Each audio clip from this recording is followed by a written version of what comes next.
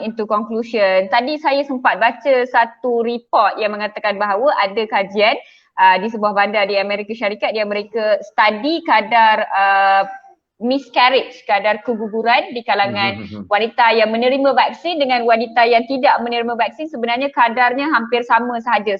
Sangat sama, tiada perbezaan.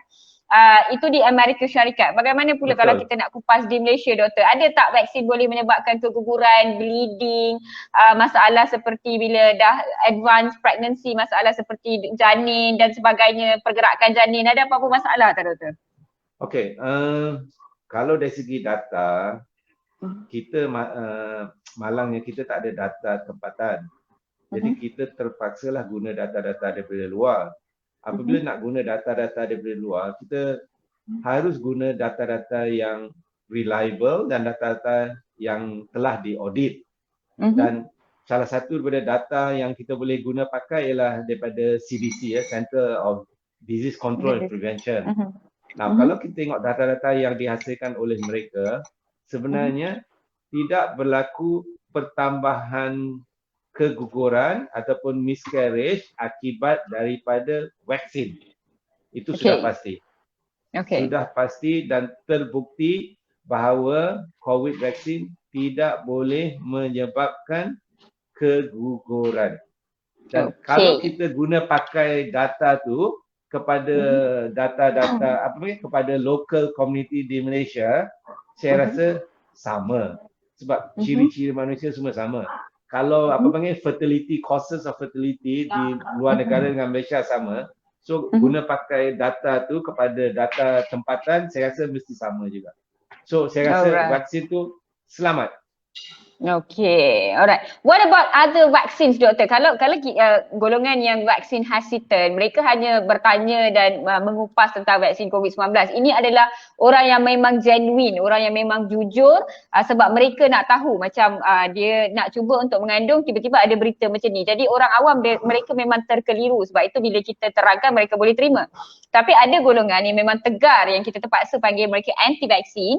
Mereka juga wujudkan isu tentang vaksin pertussis, tetanus dan sebagainya yang diberi ketika mengandung.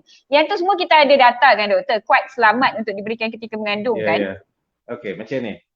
Kalau kita tengok sejarah vaksin, dia bermula pada, saya ingat Edward Jenner, doktor. Smallpox, tahun 17 lebih.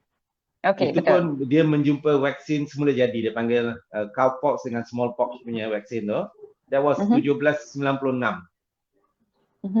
Vaksin smallpox ni mula dihasilkan, kalau tak silap saya, 1958. Akibat ada vaksin ni, sampai tahun 1976, kita dapat eradicate, kita dapat hapuskan smallpox ni.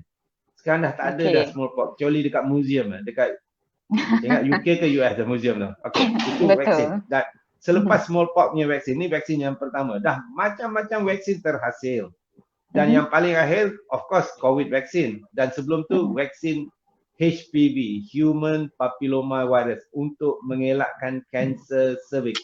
Ini lagi salah satu vaksin yang saya sebagai obstetrician dan gynecologist sangat menggalakkan wanita-wanita supaya mengambil vaksin ini. Tapi untuk budak sekolah, tak ada isu. Mereka sudah dapat ni melalui program imunisasi sekolah. Tapi yang mana yang terlepas, sebab program ni baru bermula lebih kurang 10 tahun yang lepas. Mana yang dah terlajak masih boleh mengambil vaksin ni. Tapi dengan harus route private lah. Tak boleh through the government yang percuma punya. Alright. Vaksin ni pula ada pelbagai vaksin. Dan kita tahu ada vaksin boleh diberi semasa pregnancy. Contohnya influenza vaksin. Ada vaksin tak boleh diberi semasa pregnant. So itu semua fakta, semua kita dah tahu dah. So tak ada isu dan semua vaksin adalah selamat. Serupa juga macam vaksin COVID ni. Kalau kita tahu dia tak selamat untuk mengandung, kita akan cakap dia tak boleh untuk mengandung. Macam certain vaksin. So tak ada isu. Yes, okay. Ada perkongsian daripada viewers